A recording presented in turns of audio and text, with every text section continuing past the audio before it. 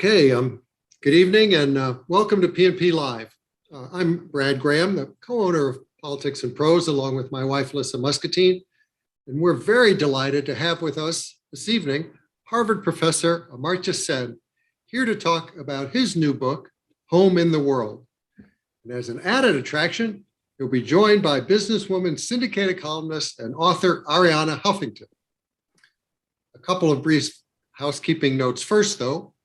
To post a question at any point during the discussion, just click on the Q&A icon at the bottom of the screen. And in the chat column, you'll find a link for purchasing copies of Home in the World. Amartya, of course, is a professor of economics and philosophy at Harvard, known not only for his impressive intellect, but also for his humanity. He's won numerous awards, including the Nobel Prize for Economics in 1998, for his contributions to welfare economics, which includes a fuller understanding of poverty as the deprivation of human capability. And as the Wall Street Journal recently noted in a review of his book, Amartya's many admirers regard him as an economist for the downtrodden. Home in the World is an engaging memoir that very much showcases the talents and personality of its author. It looks back on the first 30 years of Amartya's life, from his time growing up in India to his graduate studies at Cambridge in England, and his early teaching stints in the United States at MIT and Stanford. But the book isn't just a personal history. Interspersed with Amartya's own story are insightful commentaries on history and politics, as well as discussions about economic theory and philosophy, reflecting how Amartya's own intellectual pursuits have often spilled beyond narrow disciplinary confines and exhibited an enduring commitment to thoughtful work with social purpose. A Kirkus review called the book illuminating and wonderfully accessible as both an intimate coming-of-age tale and a crash course in economics. And Publishers Weekly described it as a contemplative travelogue, a fascinating look into the singular consciousness of one of the world's foremost thinkers. As I mentioned earlier, Amartya will be in conversation with Arianna Huffington, a founder 17 years ago of the Huffington Post, and more recently, founder and CEO of Thrive Global, a behavior change tech company offering information on health and wellness. Arianna also is the author of 15 books, the two most recent ones being Thrive and The Sleep Revolution. So, Amartya and Arianna, the screen is yours. Thank you so much, Brad, and thank you for your amazing work with Politics and Prose. Amartya, I'm just so thrilled to be here with you. I have absolutely loved reading the book. And for those who don't have it yet, it's not just an amazing read, but also a beautiful book, really exquisite cover, even the weight of the paper. It's a real pleasure to hold. And I'm sorry to say my copy is heavily underlined. I feel kind of particularly honored to be in conversation with you today because I have followed your footsteps. First of all, in Shantiniketan, where you studied for many years and where I went to study comparative religion, which was an incredible moment in my life that really changed my life and started my love affair with India. And then I followed on your footsteps to Cambridge to study economics, although I never received the honor of becoming a Master of Trinity as you did.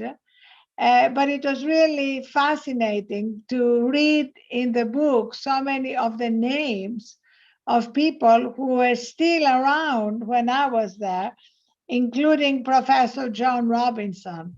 So it was a really amazing experience for me, losing myself in your story, in the history of the world as you capture it, and in your Cambridge. So let's start with Shantiniketan, the university founded by Rabindranath Tagore, the amazing poet who had such an influence on you. Would you tell us what was that influence? Well, Tagore was, of course, a very exceptional person in terms of his thinking about India, where he wanted independence from Britain, and at the same time was very anti-nationalistic, did not want that to go in the direction of India being separately seen as a place different from other places. The time when I was actually born in Shantiniketan, as it happened. My grandfather used to teach. He was a professor of Sanskrit there. So I was born in the campus, but among other things, I grew up reading his writing on this wonderful combination of wanting the whole world and yet not losing your own country, which was very important. As a child, with my dad, went to Burma, where he was a visiting professor in Mandalay, and then in Dhaka, which is where the family comes from. But eventually, I did my schooling, or much of it, in Shantiniketan. And the moment I started being a student there, I loved it. I loved particularly his focus on freedom, on the importance of reasoning. I had gone to a very good school in Dhaka, St. Gregory's, as a school. It was fantastic. And yet I was always very restrained by the discipline, by what I had to do, what the teachers have decided I should do, and so on. And it was such a relief when I was taken out of that and sent to Shantiniketan, where I decided what I wanted to do. There was a 5-story, you might remember, open shelf library. I spent most of my time there, going all the way up and down, and read things that I need not have read for my curriculum, about the history of Africa, about how Latin America became what it is, and so on.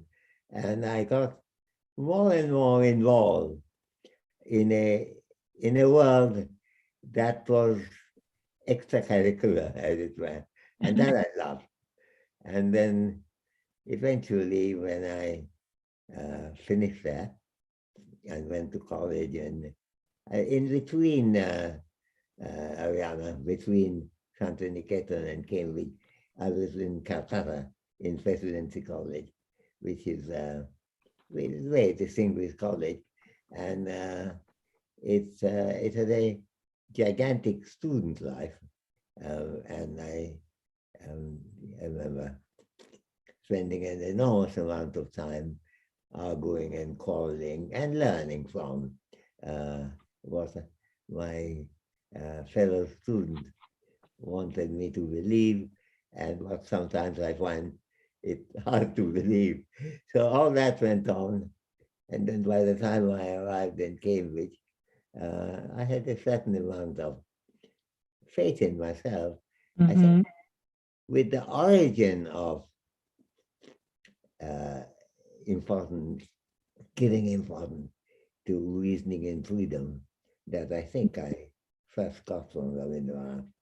And it was very interesting because even though you came from a highly educated and privileged family in India, you always, from the beginning, cared very much about the growing inequalities and the downtrodden. And in fact, at Cambridge, you decided to pursue welfare economics, which a member of the faculty described as not a serious topic. Yeah, yes, So that's right. what was it in you that drove you to care more than anything about this topic?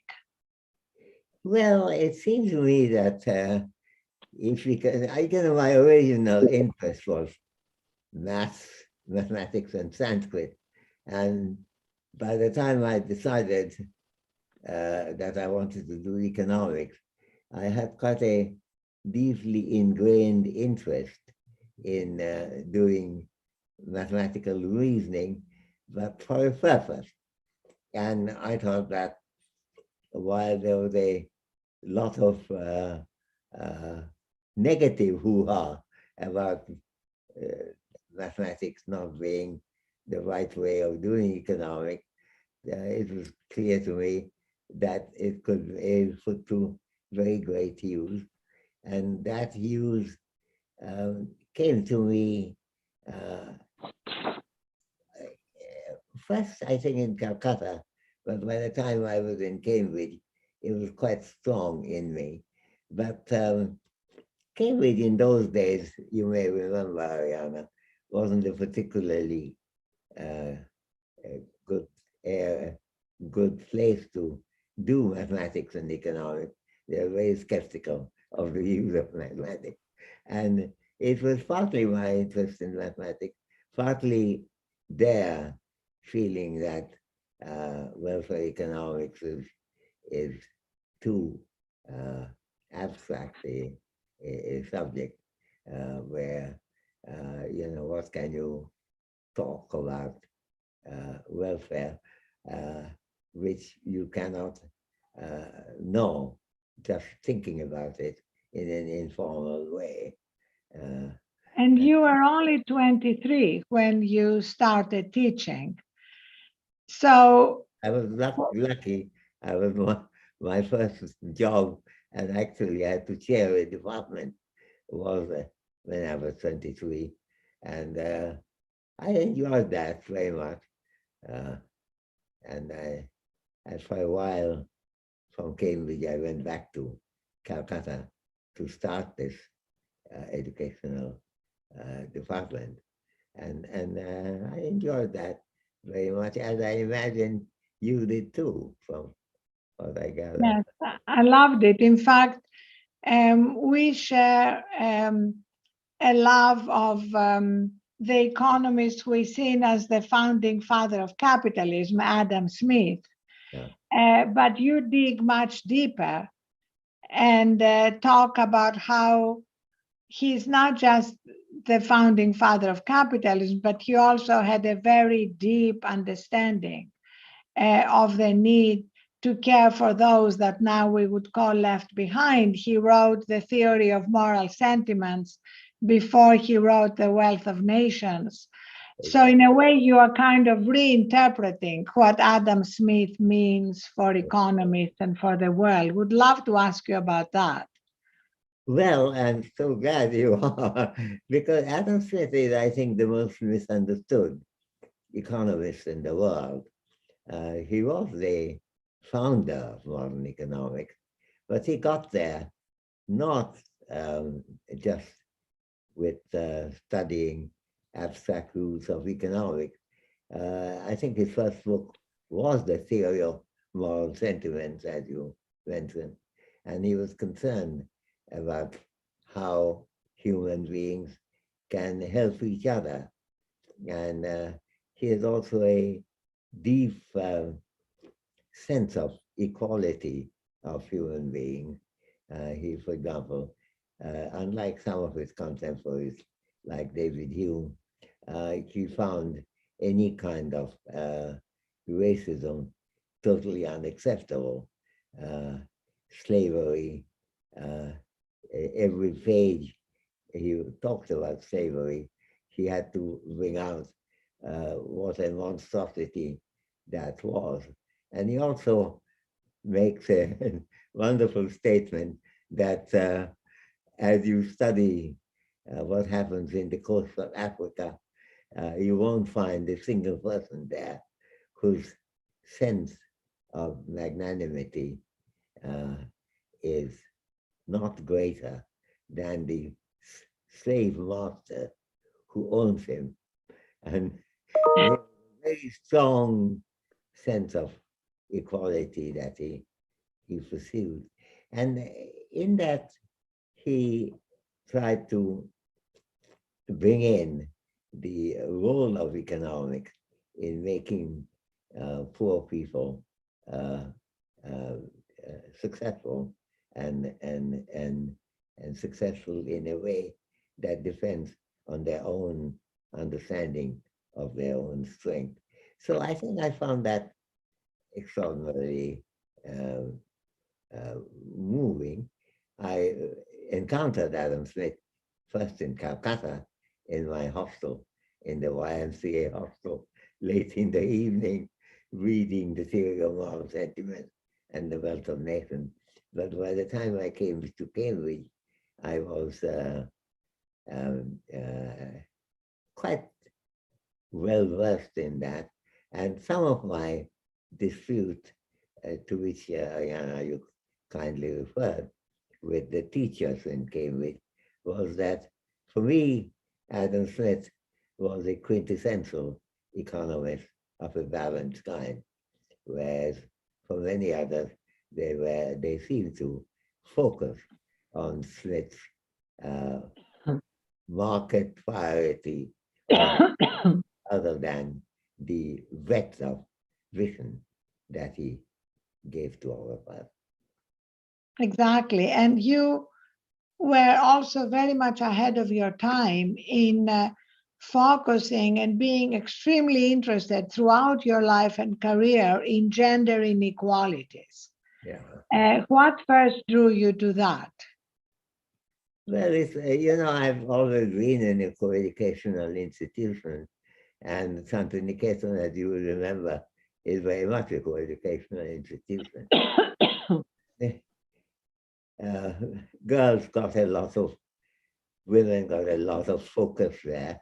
My mother had actually been to the same school in her time, 30 years earlier. And there were a certain liberation there.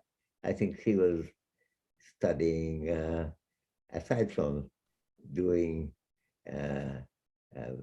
modern dancing and so on, she also did judo. And there are not many people 100 years ago, many girls who did that. And so women were quite able to think reasonably of themselves. And some of my classmates were brilliant classmates. But I noticed, among other things, that sometimes women were much less keen on projecting their performance, the high level of their performance, as men did. And that was one of the clues of women's deprivation, is almost beginning at home, being, as it were, society teaching you, don't project yourself too forward. And that's a bad thing. You shouldn't project yourself forward when it's necessary. So I started thinking about it. I wrote something about it when I was in Calcutta. But by the time I was in Cambridge, I was very aware of my need to do something about women's place in society. Amazing. That's really another indication of how your career has spanned such a long period of time, has been so incredibly productive. But in so many instances, you were ahead of the zeitgeist, including when you quote Adam Smith, again, being very prophetic about our understanding of how to make our work sustainable over many years. You quote him saying, the man who works so as to be able to work not constantly, but able to preserve his health the longest. So in the course of the year, execute the greatest quantity of work. That's very much what we now know from science. That's very much what we are advocating at Thrive, that taking time to recharge, to recover, actually makes you more productive, which goes very much against what we started believing since the first industrial revolution, when we thought human beings were like machines and downtime was not the optimal way to be productive. And you've had such an incredibly prolific career. So I would love to ask you, what are some of the tips and techniques and routines that have helped you be so sustainably productive? Well, I'm not sure that I've been that productive, but Oh, please, I all the books, the work, the was, Nobel Prize, the teaching.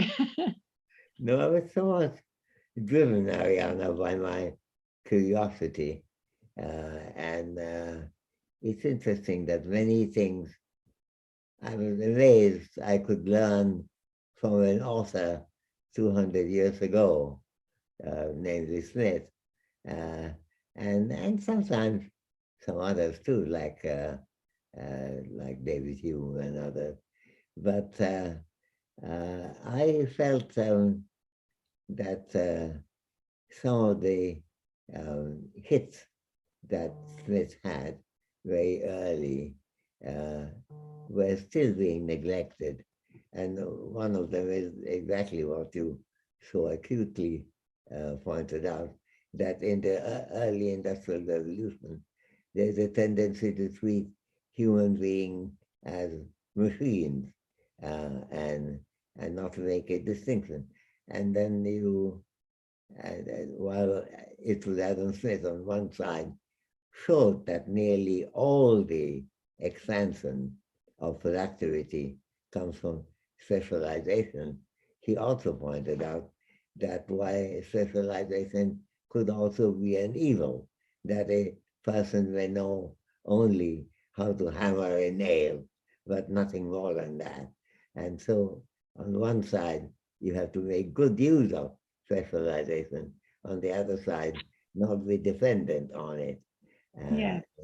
If you think about Charlie Chaplin, Modern Times, the film, you would see that being played out, a person continuing to do exactly the same thing, thereby becoming very efficient, and yet at the same time, very limited as human being. So I think this understanding that human beings have to be seen as human beings is something that is very central to Smith's Yes. approach to economics. And it is And to life, right? Because it's not just to the economics profession, but to how we live our lives. absolutely very centrally so, yeah. And it's also connected to the idea you advocating for in the book. I wish actually you could write a whole book about it, which is a more inclusive idea of home, so that we see ourselves as ultimately part of one civilization. Yes. Would love for you to talk more about that, as obviously. I think there's an interesting distinction between those who take the world civilization to be a collectivity of civilization, and those who think of it as one civilization which has many different aspects. And I think Tigger certainly and Smith among them, and I think in the book I talk about those, particularly saw how civilization prospered in different parts of the world, learning from each other. You see, I think this is a very big thing because there has been so much narrow-mindedness. For example, in my country, in India, right now, they attempt to see India narrowly as a Hindu civilization, leaving out the Muslims, leaving out the long Buddhist heritage of 1,000 years, and so on. And that's, I think, evil, really bad, because India is not a collectivity of different civilizations put together. It is a civilization which has many parts, many distinctions. I am very privileged to try to revive the Buddhist Nalanda University, which started in the 4th century AD, and to which students came not only from different parts of India, but also from China, Japan, Korea, and so on. And this flourished, partly because it was a great institution of higher learning, though very early. It is the oldest university in the world. And at the same time, it was also, even as it was training people, it was also learning. The first book on the comparative medical discipline of China and India was written by a Chinese scholar who came to Nalanda in the 8th century and who studied what were the differences in the medical practices. Major thing, we also see how when the printing began, and printing began with a Chinese translation of a Sanskrit epic called Vajrachedika Sadhana Diamond Sutra. It was first translated in around 400 AD, but printed in 868. That was the first printed book in the world, and it was an extraordinarily insightful book. And it has a lovely dedication. The first printed book in the world, dedicated in memory of my parents and for universal free distribution in the world. Amazing. 868 first book in the world. And this is the tradition of a combined civilization, seeing the world as a combined civilization. The Japanese, the Koreans who are also working on that came also in the same direction. So I think I found that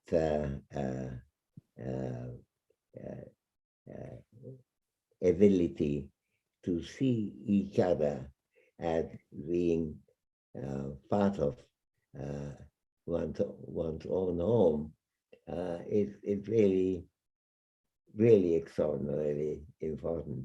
And you also talk about that in a different way.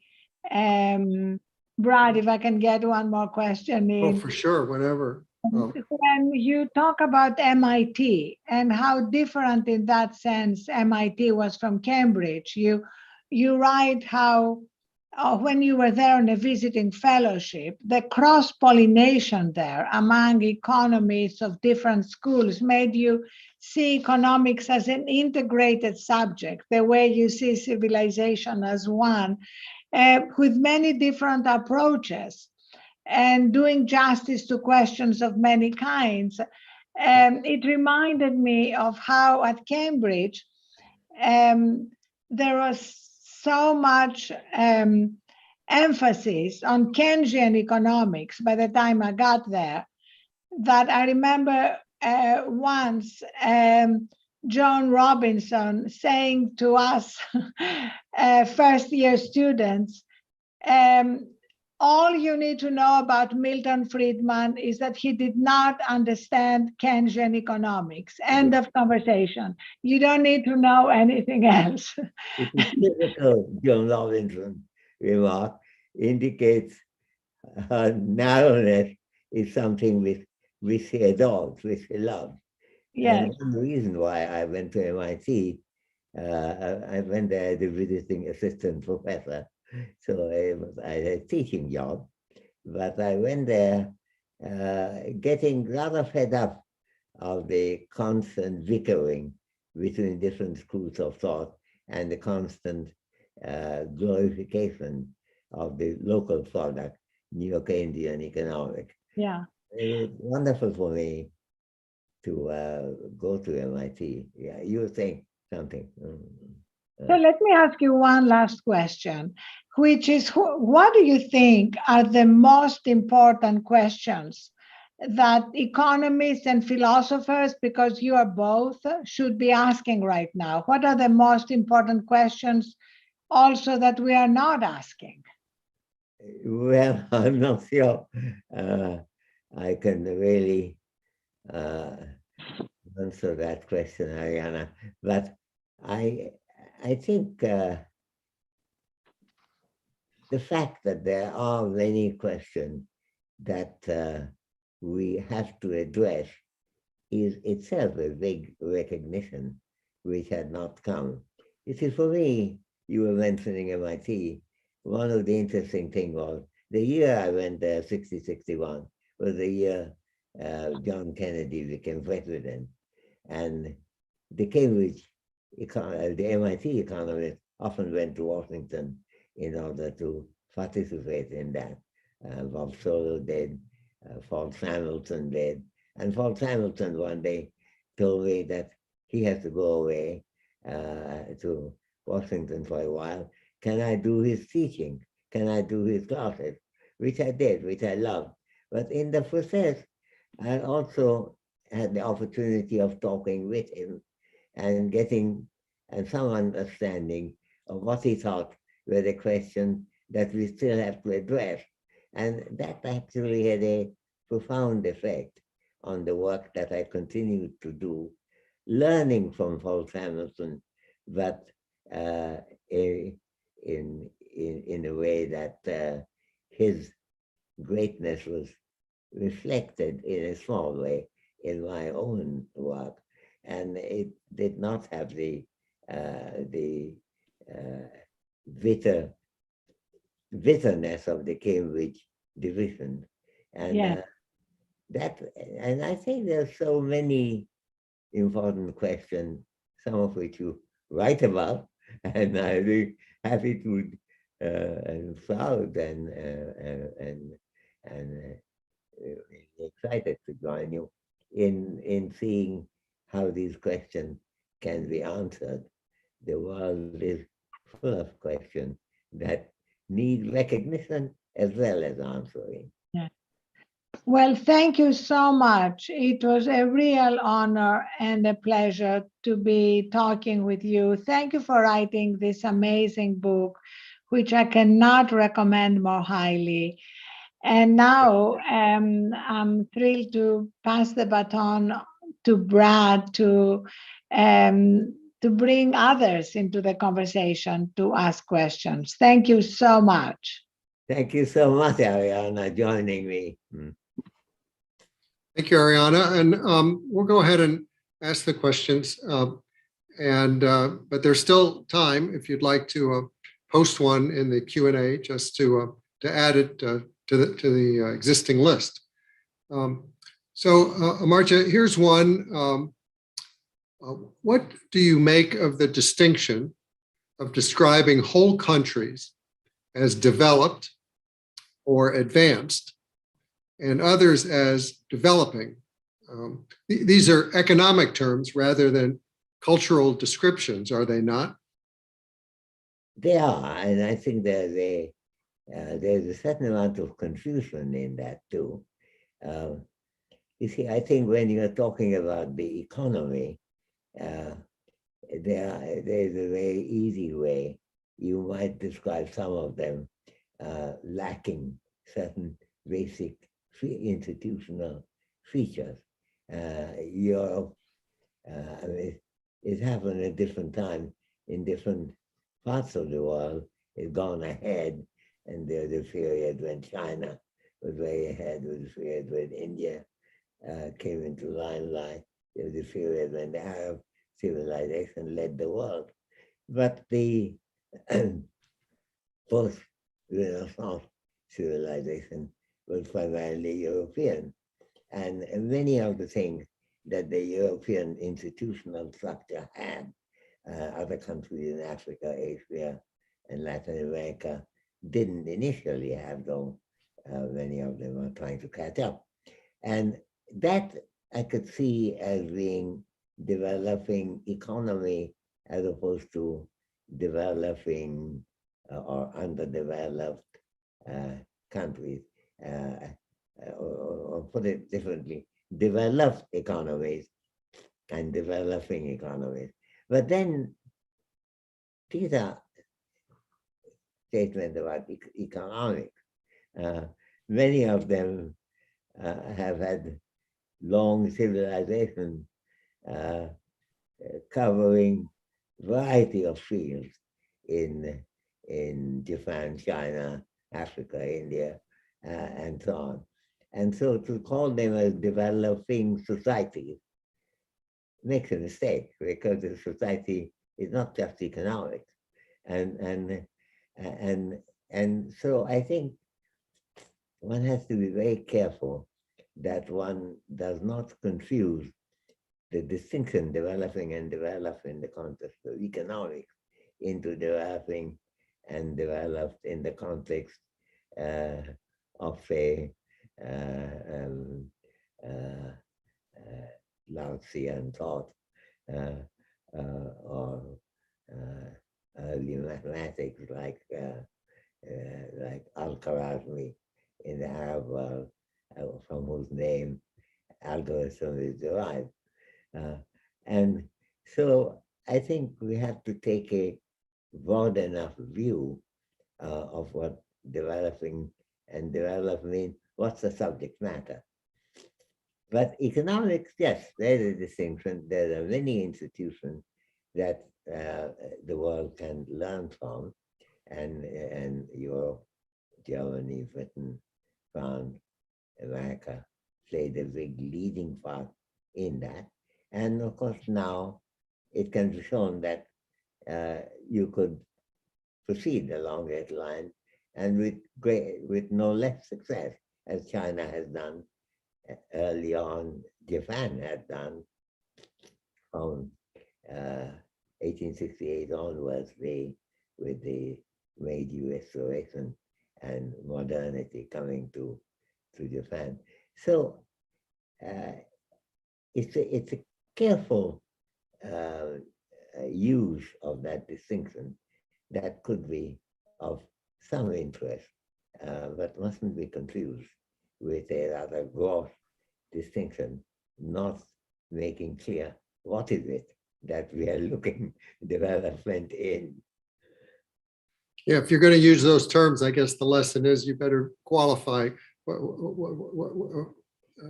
Make sure you're very careful about what you're applying them to. Yeah. Here's another question. In America, it seems like we've separated our idea of economic progress from ideas of social progress and greater equity for all. Do you think we need to detach from capitalism and consumerism to truly engage with our better nature? Yes, but more than that, that too, I think. There's a lot of truth in what you said just now. But, it's capitalism is a very peculiar term. It's not quite clear what it does mean. Use of capital as being central, yes, that is one way of defining capitalism, and it does play part in that, and from everything, from the books that Politics and Prose places before the public, to highly sophisticated electronic equipment that come our way. There's capital has a role. But that's not, there's no economy which only survives on that. We have to consider how people can establish their claim to subsistence, their claim to basic education, their claim to the understanding of equity between human beings. And these things, if they're neglected, I mean, you might get a capital-based society, but if capitalism wants to be proud of itself, we won't find very much reward there. So whether it be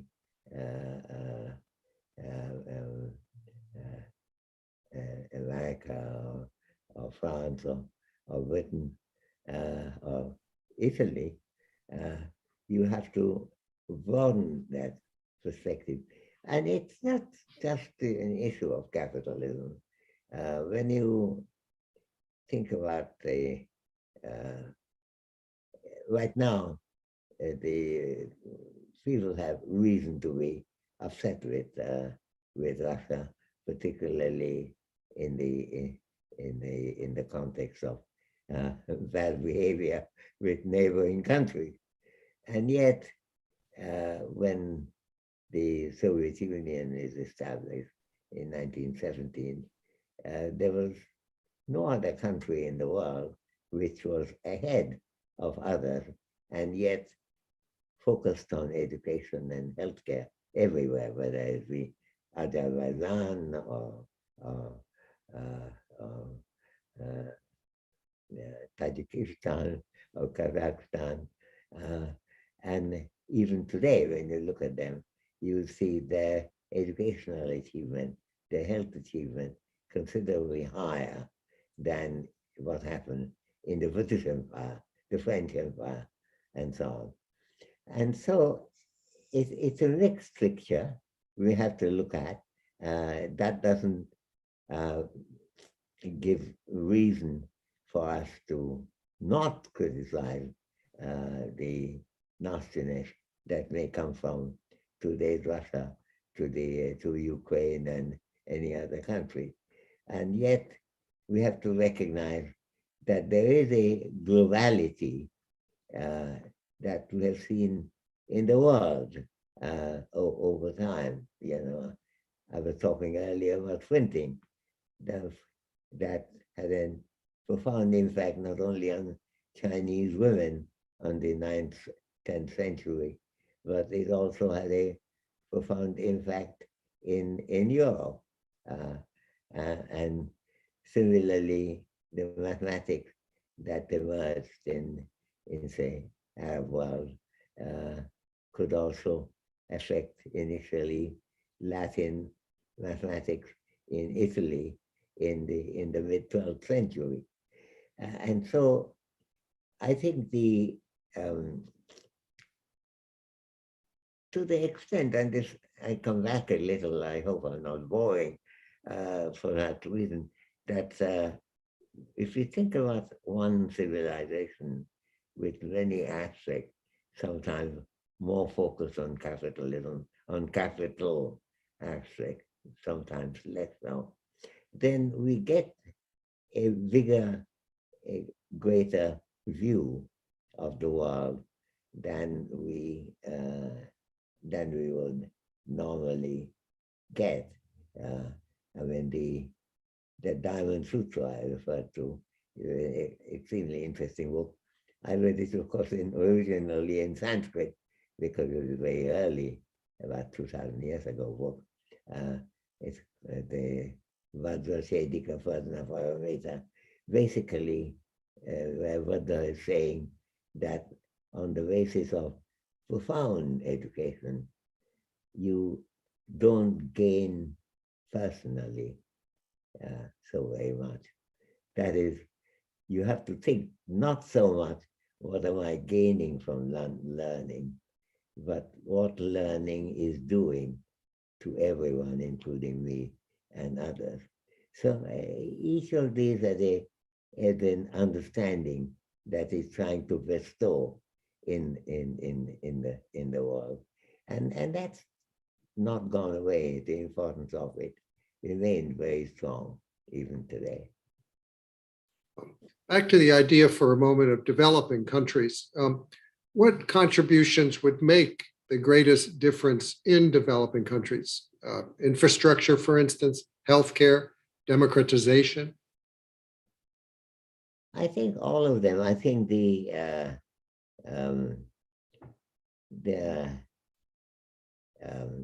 it's very difficult to say that we need democratization, but not basic education. We need basic education, but doesn't matter about healthcare. I don't think any of them would do.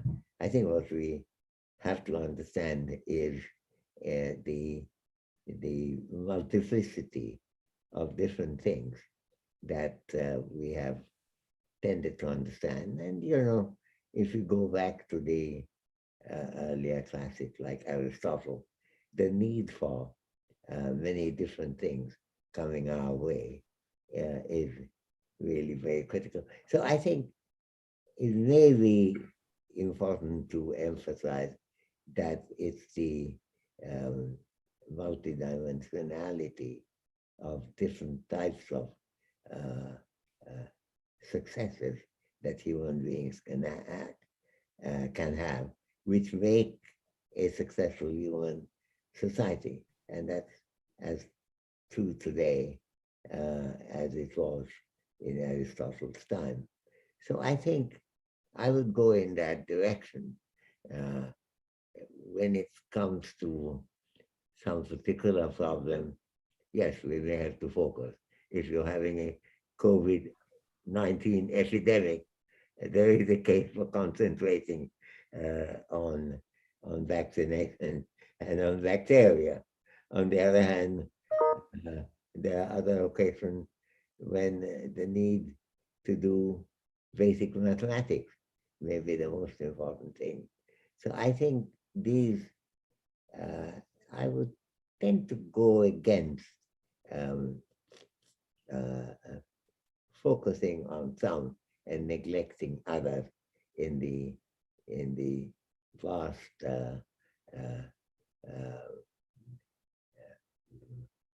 range of knowledge that human beings can pursue. But there is certainly something quite important in focusing on knowledge as such. And there, of course, in politics and prose, you have occupied a very prime place, and that's, we have every reason to appreciate, admire. Here's a particular question about the work of Francis Isidro Edgeworth, and it comes from somebody who's researching the Edgeworth family, including their direct and indirect connections with India. And the question is, what did Francis Isidro Edgeworth, what did he contribute to the world? And to what extent did his work influence you? I think the second part is very easy to answer because I recognize the importance of Edgeworth's work. On the other hand, I personally have not been very involved in that, so I'm not the right person to answer the question. But I'm aware that an enormous range of issues exists. In economics, people make much use of the term utility and marginal utility.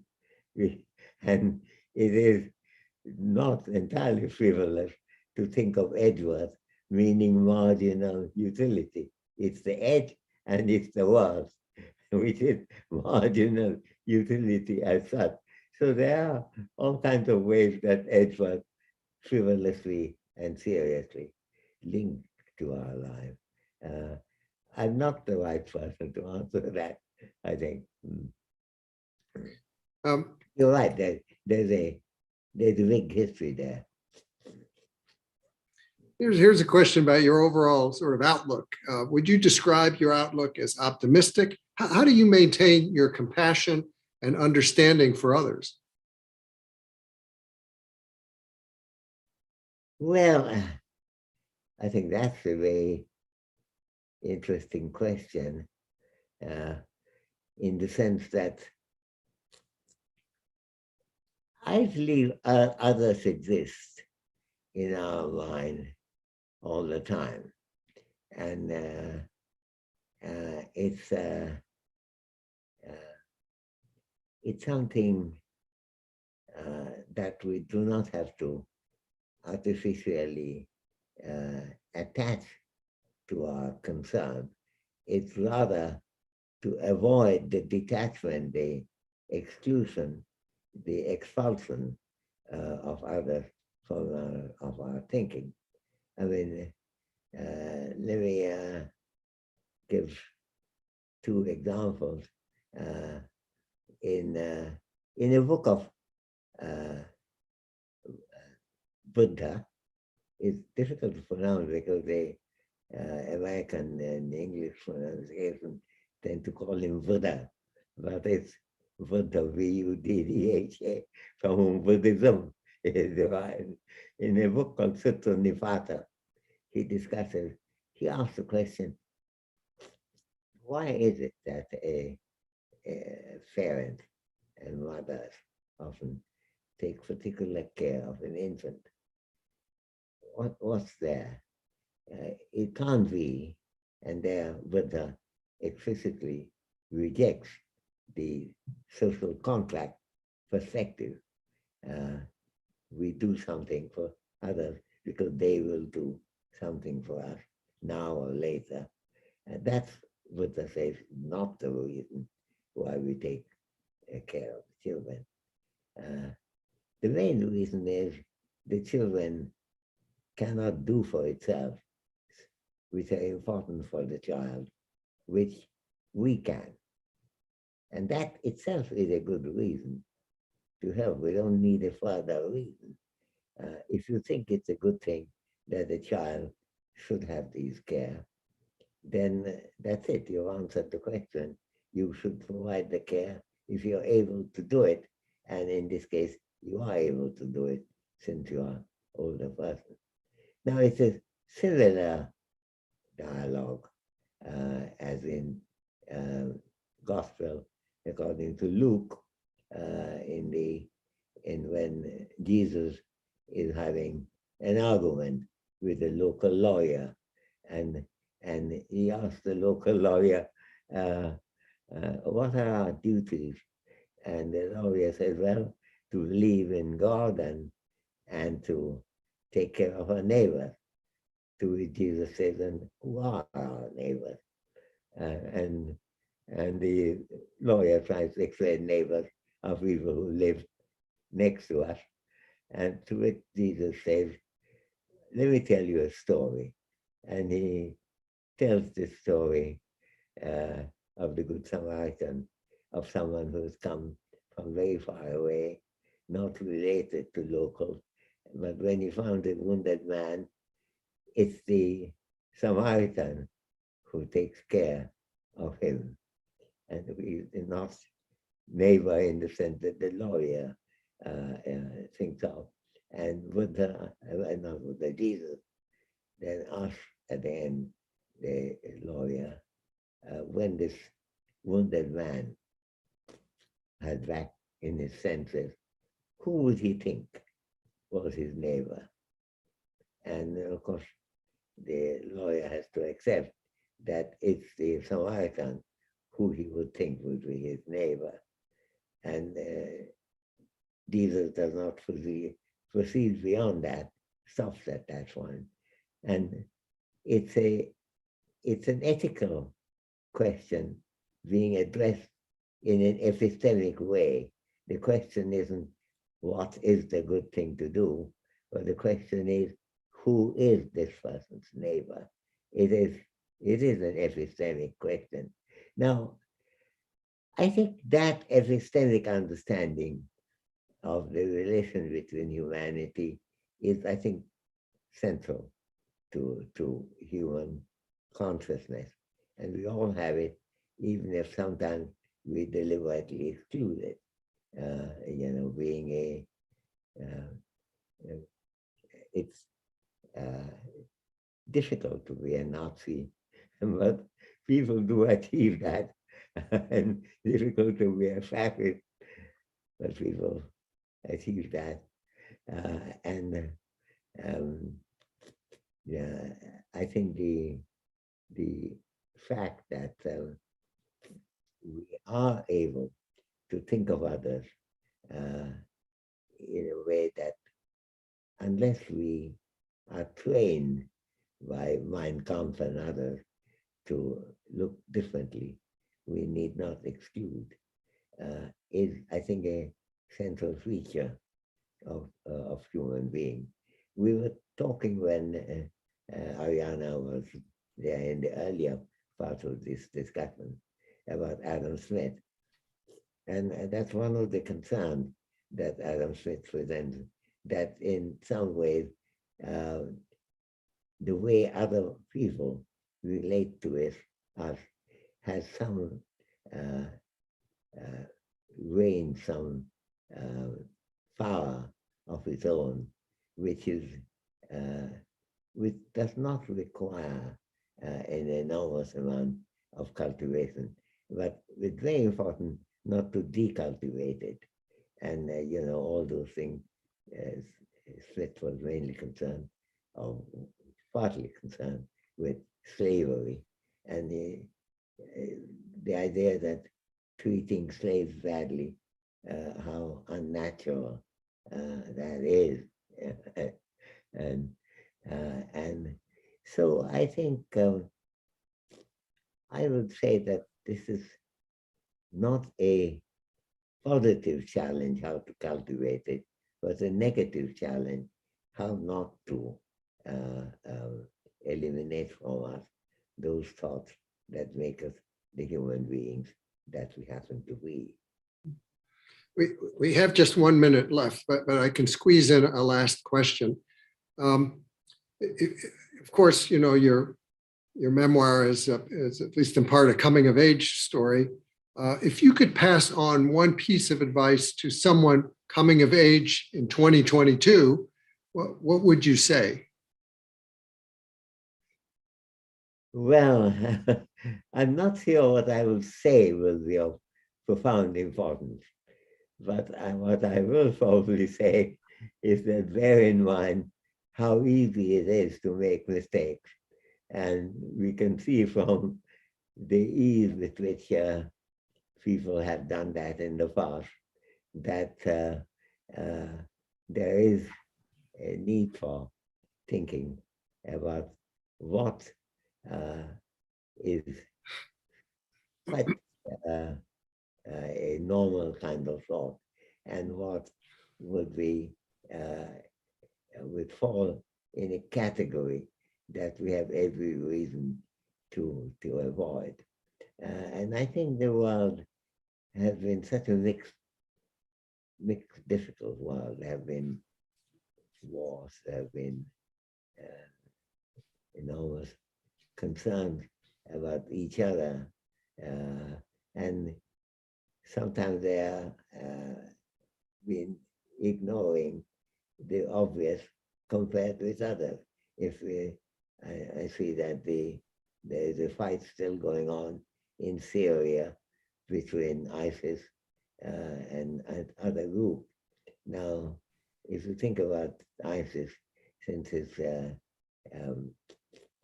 derived from Muslim civilization, a Muslim can see himself as being the originator of major mathematical developments in the world, major scientific thought, major philosophical speculation, and major preserver of European civilization as they kept in translation to be retranslated back into Latin and Greek later.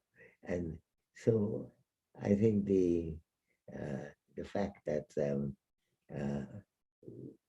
that exists when the ISIS, instead of that, focuses on how to be nasty to each other in the direction of their own